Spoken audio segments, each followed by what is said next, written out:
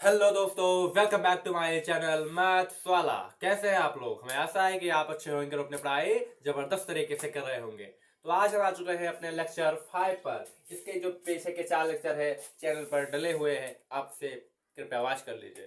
ठीक है, अब आ गए हैं लेक्चर 5 पर, जो कि जिसका प्रश्नावली 1.1 का जो 5वां प्रश्न है वो है, जांच कीजिए कि क्या किसी प्राकृत संख्या n के लिए संख्या 6 की घाते n अंक 0 पर समाप्त हो सकती है। यह हमसे कुछ प्रश्न कर रहा है कि क्या ऐसा हो सकता है। तो देखिए भैया, अब आप पहले हमें यह बताइए कि प्राकृत संख्या, हमने आपको बताया था लेक्चर 1 में कि प्राकृत संख्या होते क्या है। हमने बताया था कि प्राकृत संख्या वह संख्याएं होती हैं जिन्हें हम गिनने के लिए उपयोग में लेते हैं, जिसमें 1 2 3 4 5 6 7 8 9 10 अनंत तक। ठीक है, ये आपकी है प्राकृत संख्या, जिसे हम प्राकृतिक संख्या, जिसे हम नेचुरल नंबर के नाम से जानते हैं। ठीक है भैया, तो ये कह रहा है कि जांच कीजिए कि 6 की घाते n। अब आप ये बात समझिए पहले कि 6 के घाते n का मतलब क्या है। जैसे कि जो n है एक प्राकृत संख्या है। किसे? प्राकृत संख्या n क्या है?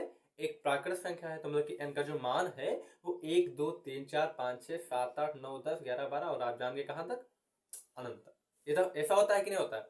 ये होता है आपका प्राकृत संख्या। ठीक है, अब कहते हैं 6 के घाते n। पहले देखते हैं कैसे होगा। पहले आपको ये बताएंगे इसका कॉन्सेप्ट, फिर आपको ये बताएंगे कि आपको बोर्ड एग्जाम में कैसे लिखना है। कभी कई बार ये हो जाता है कि आपको हम तरीका बता देते हैं और आप ये नहीं जान पाते कि बोर्ड एग्जाम में लिखने के। हम आपको ये बताएंगे कि बोर्ड एग्जाम में कैसे लिखना है। ठीक है, तो अभी आप कॉन्सेप्ट समझिए पहले। तो भैया देखिए, 6 के घाते n का मतलब है n की जगह पर आप ले लीजिए 1। ठीक है, तो जब हम आपने 1 लिया तो इसका मान कितना आया?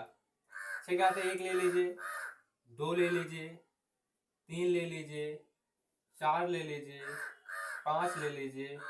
n का मान हम बदल रहे हैं निरंतर, ऐसा हम अनंत तक जा सकते हैं, लेकिन इतना जाने की जरूरत नहीं। इतने में आपका वे क्लियरिटी आ जाएगी कि क्या हम कहना चाह रहे हैं। तो बराबर लगाया यहाँ पर भैया, बराबर लगा दिया आपने।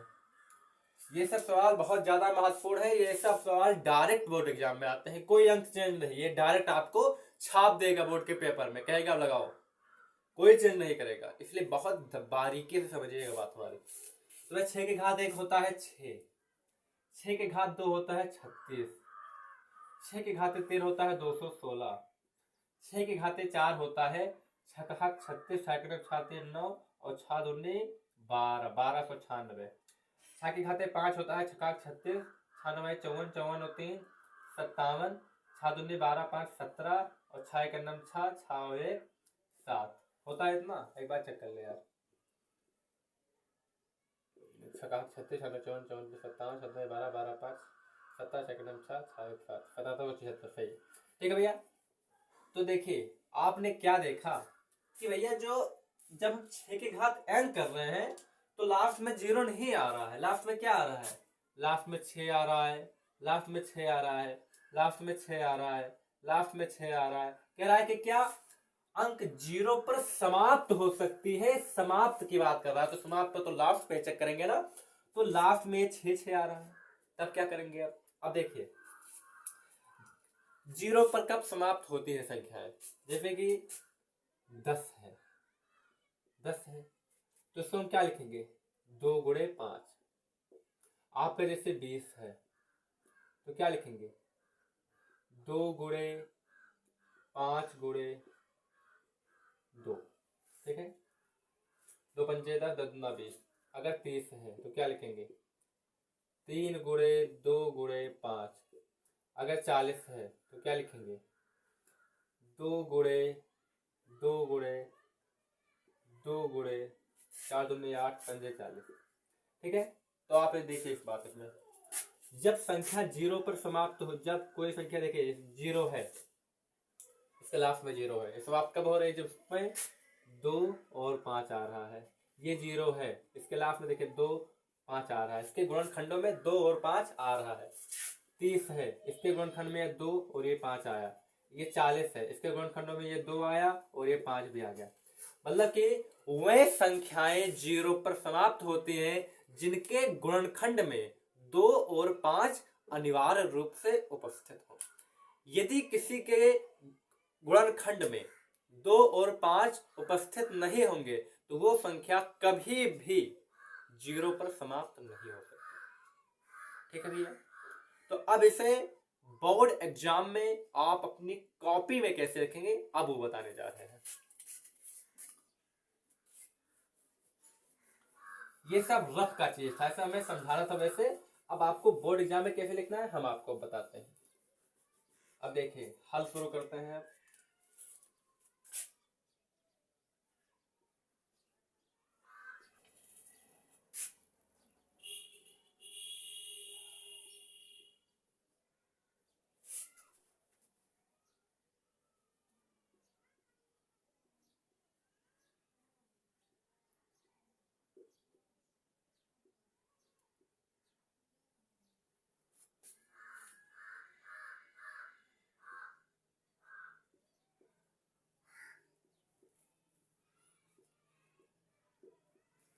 किसी प्राकृत संख्या n के लिए किसी प्राकृत संख्या n के लिए संख्या 0 पर समाप्त होगी, 0 पर तब समाप्त होगी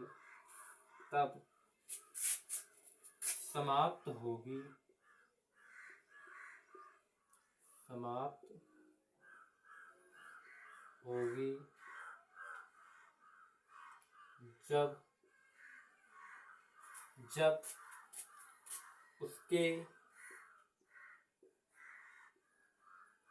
गुणनखंडों में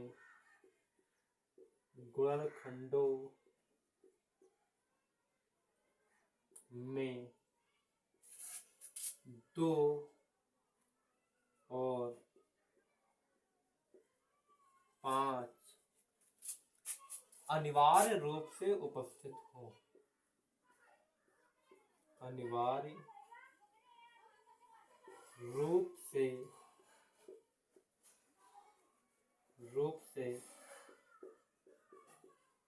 उपस्थित हो।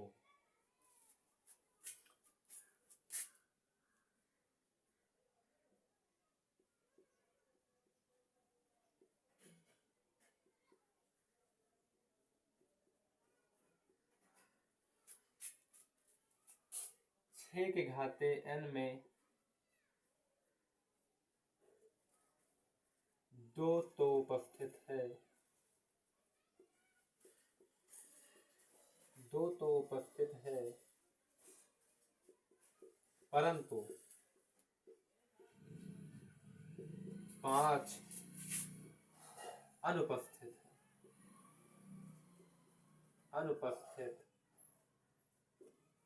है। इसलिए यह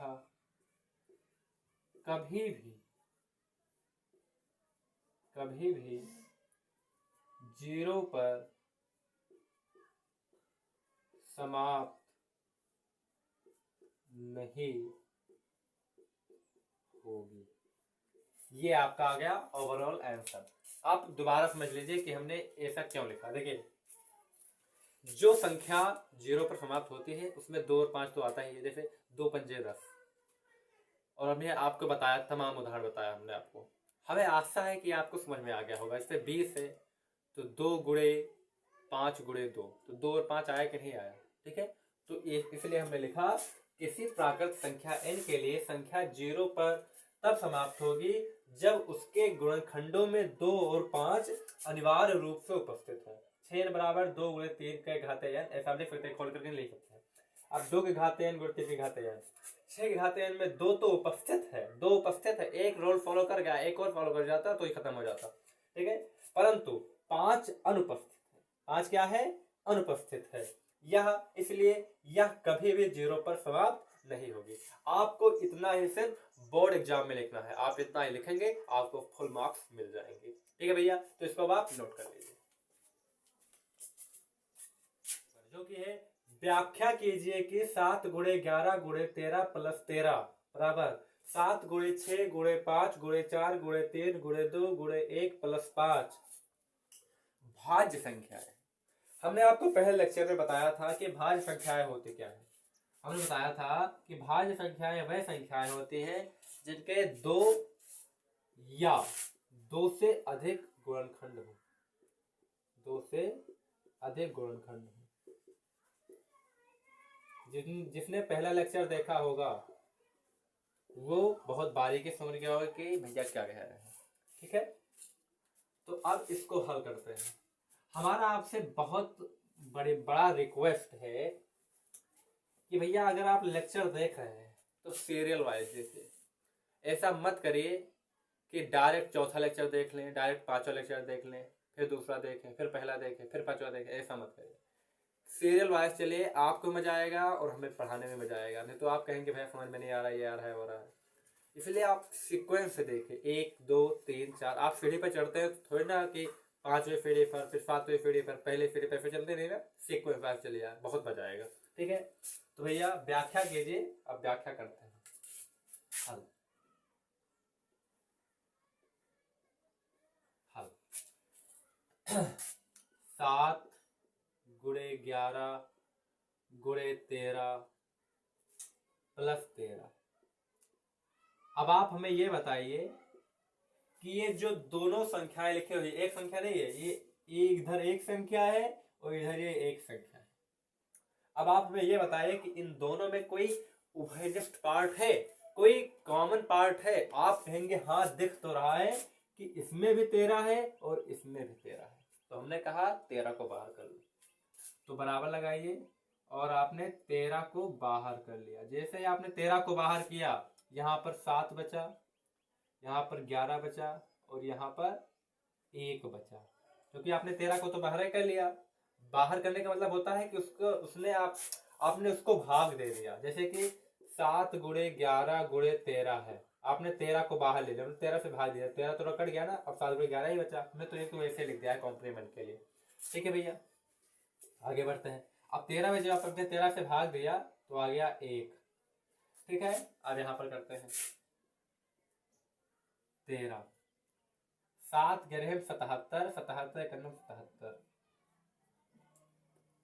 और प्लस 1, 13 77 78। यहाँ पर बीच में इंटू लगा है तो हम लोग लिख सकते हैं 13 गुणे 78। ठीक है, ये पहला पार्ट हो गया। अब दूसरा पार्ट करते हैं। अभी बताएंगे अब क्या लिखा है लास्ट में, लेकिन पहले आप दूसरा पार्ट कर लेते हैं।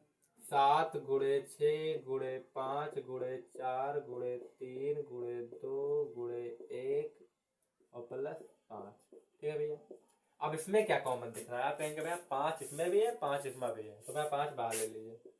5 हमने बाहर ले लिया तो यहाँ पर बचा 7 गुणे 6 गुणे 4 गुणे 3 गुणे 2 गुणे 1 और प्लस 1, क्योंकि 5 आपने तो बाहर ले लिया है तो 5 से भाग दीजिए, 5 एकम 5 कट गया।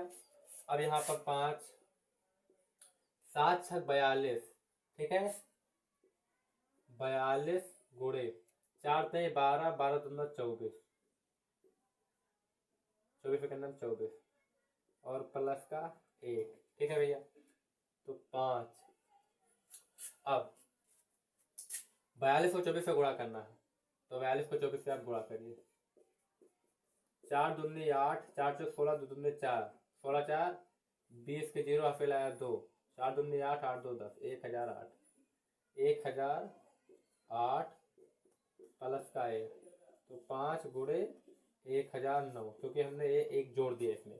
ठीक है, अब आपने इसमें क्या देखा? अब आपने इसमें ये देखा अतः, क्या लिखेंगे अब?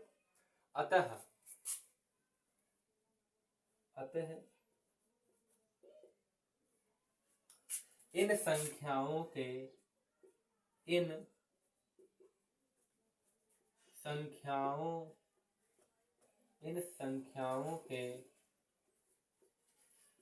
संख्याओं के 2 या 2 से अधिक गुणनखंड है। 2 या 2 से अधिक गुणनखंड है, इसलिए ये भाज्य संख्याएं हैं। ये भाज्य संख्याएं हैं। अब आप कहेंगे भैया ऐसा तो अभाज्य संख्या में भी होता है, जैसे कि अभाज्य संख्या 2 है तो इसका करेंगे हम कि 2 भी है और 1 भी है, तो ये हो तो गया 2। लेकिन आप एक बात जानिए, इसमें 2 है, इसमें कहते हैं 2 या 2 से अधिक। अब 2 या 2 है, 2 तो दिख ही रहा है कि 1 1 2 1 1 2 है। लेकिन आप समझिए 78 का भी तो गुणनखंड भी हो सकता है। 78 कैसे हम लिख सकते हैं? 78 को हम लिख सकते हैं 2 3 6 2 9 18 3 13 39 13 1 9 13। तो ये कैसे बन जाएगा? अभी ये बन जाएगा 13 के घाते 2 गुणे 2 गुणे 3 हो गया, 3 बार की नहीं हो गया, और इसको खोल दो तो 4 बार हो गया। इसलिए हमने कहा इन संख्याओं के 2 या 2 से अधिक गुणनखंड है, 2 या 2 से अधिक गुणनखंड है, इसलिए ये भाज्य संख्या है। अगर आपके पेपर में एक क्वेश्चन आए एज इट इज, आप इसको ऐसे ही बोर्ड एग्जाम में लिख देना, फुल के फुल मार्क्स मिलेंगे, एकदम ऐसे ही, कोई चेंज नहीं, कोई फालतू दिमाग नहीं लगाना है, ऐसे छाप देना, नंबर पूरा मिल जाएगा। ठीक है भैया, तो इसको अब आप नोट कर लीजिए।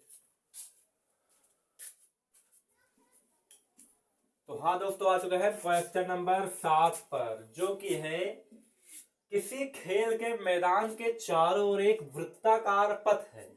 इस मैदान का एक चक्कर लगाने में सोनिया को 18 मिनट लगते हैं, जबकि इसी मैदान का एक चक्कर लगाने में रवि को 12 मिनट लगते हैं।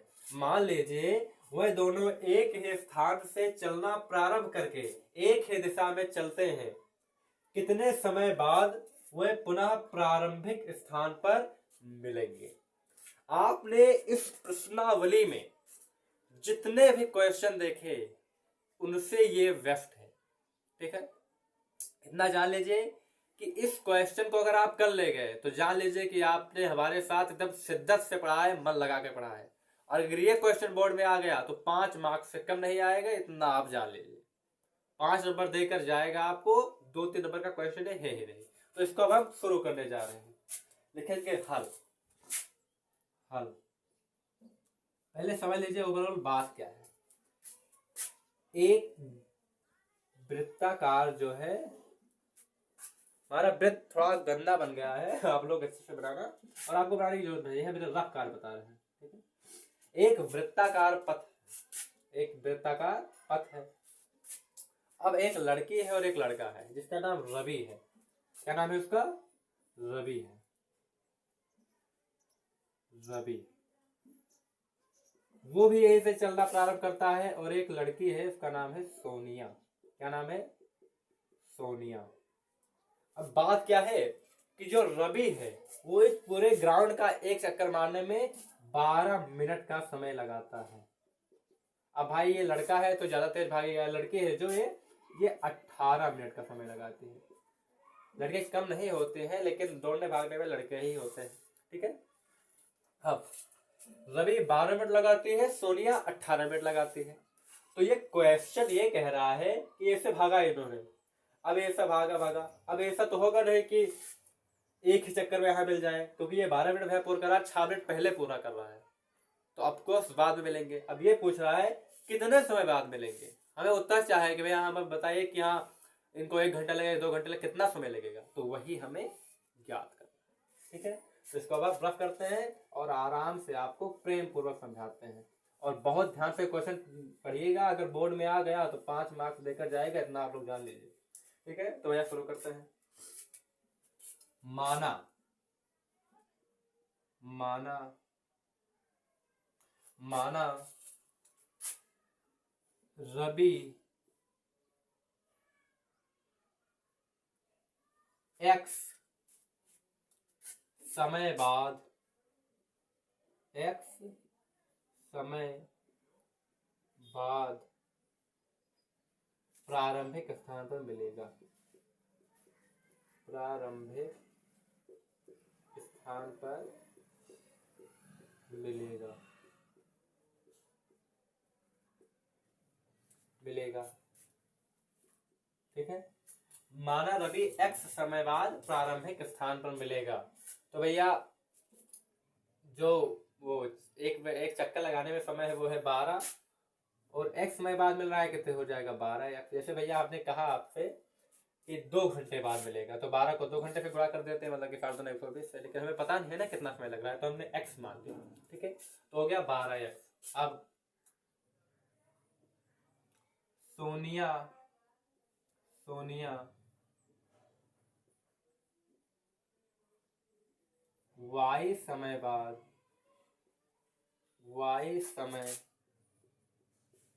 बाद प्रारंभिक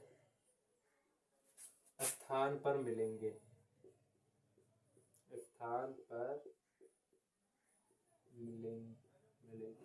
मिलेगी। तो बराबर क्या हो जाएगा? सोने कितना टाइम लगा, कितना है क्या में कितना टाइम लगा था? 18 मिनट। और हो जाएगा 18 वाई। ठीक है, इतना आवाज समझ में आ गया आपको कि भैया x समय बाद तो 12x पे मिलेगा और ये 18y पे मिलेगा। अब जितना होगा उतना गुणा कर लेंगे तो आ जाएगा उतना। लेकिन भाई पता नहीं है ना समय कितना लग रहा है। अब आगे बढ़ते हैं। अतः अब इसे आगे लिखेंगे, दोनों के द्वारा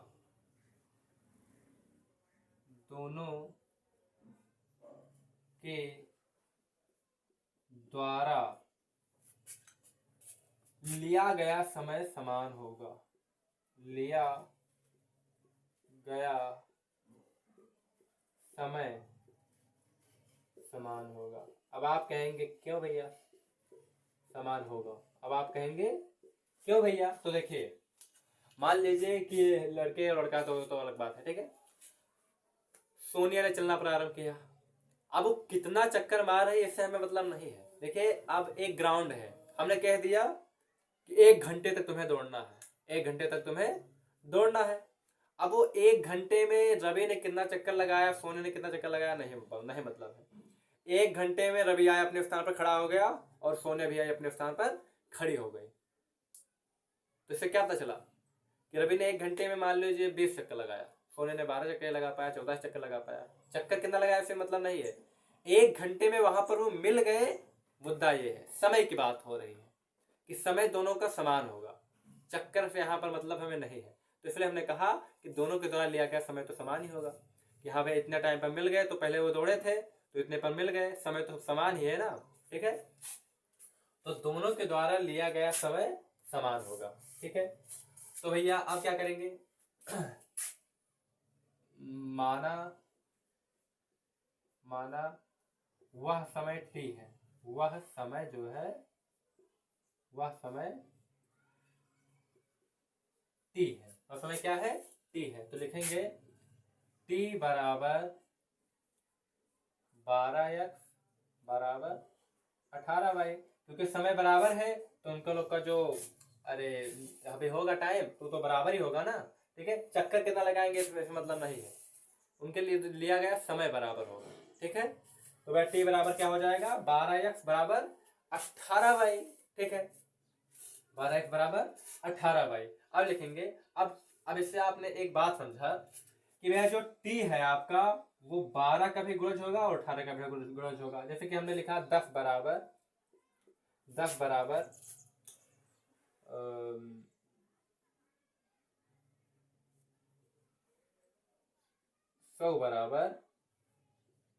10 गुणे 10 बराबर 20 गुणे 5। ठीक है, हमने ऐसे लिख दिया। तो आपको क्या पता चला कि जो आपका ये 100 है वो 10 का गुणज है कि नहीं है? 10 दोहन 100 होता है कि नहीं होता है? ये 10 का गुणज है कि नहीं? 10 दोहन 100 होता है। 20 का गुणज है कि नहीं? 20 पंचे 100 होता है। 5 गुणज है कि नहीं? 20 5 100 होता है। तो ये जो है इन सबके गुणज है। तो गुणज किसमें निकलता है? गुणज किसमें निकलता है? आपने पढ़ा होगा LCM। पढ़ा क्या होगा? पिछले 1-2 वीडियो पहले पढ़ा है। LCM लीस्ट कॉमन मल्टीपल, मतलब कि यहाँ पर हमें गुणज मिलता है इसलिए तो हम एलसीएम पढ़ते हैं। अभी आप एलसीएम का डायरेक्ट सवाल देख रहे थे, अब आपका एलसीएम का क्या कहते हैं थ्योरी वाला सवाल आएगा। ठीक है, समझने वाला सवाल। ठीक है, तो भैया अब क्या करेंगे? अब लिखेंगे अतः लिया गया समय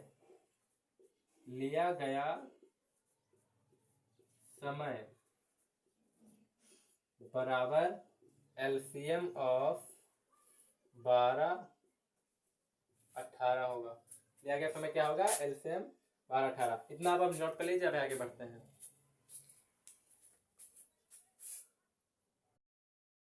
हमने यहाँ पे देख लिया था कि लिया गया समय बराबर एलसीएम 12 का 18 होगा। तो 12 18 का एलसीएम याद कर लेते हैं, पहले इसका भाग जोड़ कर करते हैं। 2 छक्के 12, 2 तिया 6, 3 एकम 3, 18 का 2 नवैया 18, 3 तिहाई 9, 3 एकम 3, कितना हो गया। अब आगे बढ़ते हैं। 12 बराबर 2 गुणे 2 गुणे 3, इसको आप लिख सकते हैं 2 के घाते 2। क्या लिख सकते हैं इसको आप? 2 के घाते 2 गुणे 3। 18 को लिख सकते हैं आप 18 बराबर 2 के घाते 1 गुणे 3 के घाते 2। अब एलसीएम क्या कहता है? एलसीएम कहता है भैया कि बड़ी बड़ी घात लोग आना, तो 2 के घाते 2 आएगा और 3 के घाते भी 2 ही जाएगा। तो 2 के घाते 2 होता है 4 और 3 के घाते 2 होता है 9, तो 9 चौक होता है 36। मतलब क्या है, कितना समय लगेगा? 36 मिनट बाद वो प्रारंभिक स्थान पर मिल जाएंगे। हमें आशा है कि आपको ये समझ में आया होगा। ठीक है भैया, अगर आपको ये वीडियो पसंद आई हो तो एक लाइक करिए, सब्सक्राइब करिए। अब मिलेंगे नेक्स्ट वीडियो में। Thanks for watching. धन्यवाद।